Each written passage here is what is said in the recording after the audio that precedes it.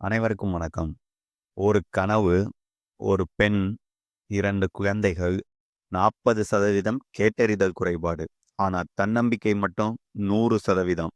இது நிஷா உன்னிராஜன் அவர்களின் கதை. திருவனந்தபுரம் சொந்த ஊர். 2 சிறிய மகள்களின் அன்பான அம்மா. வீட்டு வேலை, குழந்தைகள், பொறுப்பு, அதனுடன் 40% காது கேட்காமல் இருக்கும் ஒரு பெண்தான் நிஷா. ஆனா நிஷாவுக்கு ஒரு பெரிய கனவு இருந்துச்சு. ஐஏஎஸ் ஆகணும்.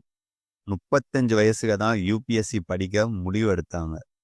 அதுவும் 2 குழந்தைங்களோட, ஹியரிங் டிசபிலிட்டியோட, ஜாப் ரெஸ்பான்சிபிலிட்டியோட.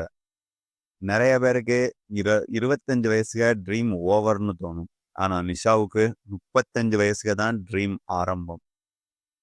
யுபிஎஸ்சி இந்தியாவின் டஃபஸ்ட் எக்ஸாம். அதை அட்டெம்ப்ட் பண்றதுக்கே தூக்கம் போகும். ஆனா நிஷா 1, 2, 3ன்னு 6 தடவை தோத்துருக்காங்க. நம்மளா இருந்தா இந்த 6 தோல்வியும் நம்ம முயற்சியை கைவிட வச்சிருக்கோம். ஆனா அவங்க கைவிடவே கிடையாது. காது கேட்காம எப்படின்னு நிறைய பேர் டிஸ்கரேஜ் பண்ணியிருக்காங்க. இது உனக்கு ஏற்ற கனவு கிடையாதுன்னு சொல்லியிருக்காங்க. ஆனா அந்த பெண் நம்பிய ஒரே வரி, நான் முயற்சி செய்யும் வரை எனக்கு தோல்வி கிடையாது. இரவு நேரம், குழந்தைகள் பராமரிப்பு, வீட்டு பராமரிப்பு, அதுக்கு நடுவுல நோட்ஸ், டெஸ்ட் சீரியஸ் ப்ரிப்பரேஷன்னு வருஷங்கள் 3, 4, 5ன்னு கூடிக்கிட்டே போச்சு.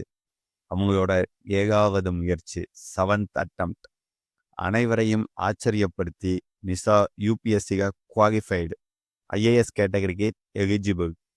40 வயசுல 2 குழந்தைங்களோட, அதுவும் ஹியரிங் டிசபிலிட்டியோட தன்னோட முயற்சிக்கு கிடைத்த வெற்றி இது. இது நிஷாவோட ஸ்டோரி நமக்கு என்ன உணர்த்துது? என்னோட பார்வை என்ன உணர்த்துதுன்னு நான் ஃபர்ஸ்ட் சொல்றேன். வயசு ஒரு நம்பர் மட்டும்தான். தடை ஒரு காரணம் கிடையாது. தோத்து போறது முடிவு கிடையாது. அது ஒரு டைரக்ஷன். உங்களுக்கு என்ன உணர்த்துதுன்னு நீங்க கமெண்ட்ல சொல்லுங்க. நிஷா ஐஏஎஸ் ஆன மாதிரி நீங்க டிஎன்பிஎஸ்சி, எஸ்எஸ்சி, பேங்க், ரயில்வே எந்த எக்ஸாம்னாலும் பாஸ் பண்ண முடியும். ஒரு விஷயம் மட்டும் நினைச்சுக்கோங்க. உங்களுக்காக யாரும் போராட மாட்டாங்க. உங்க கனவுக்கு நீங்க தான் போராடணும். இது நிஷா உன்னிராஜன் பயணம். ஒரு பெண், ஒரு தாய், ஒரு போராட்டம் மற்றும் ஒரு வெற்றி.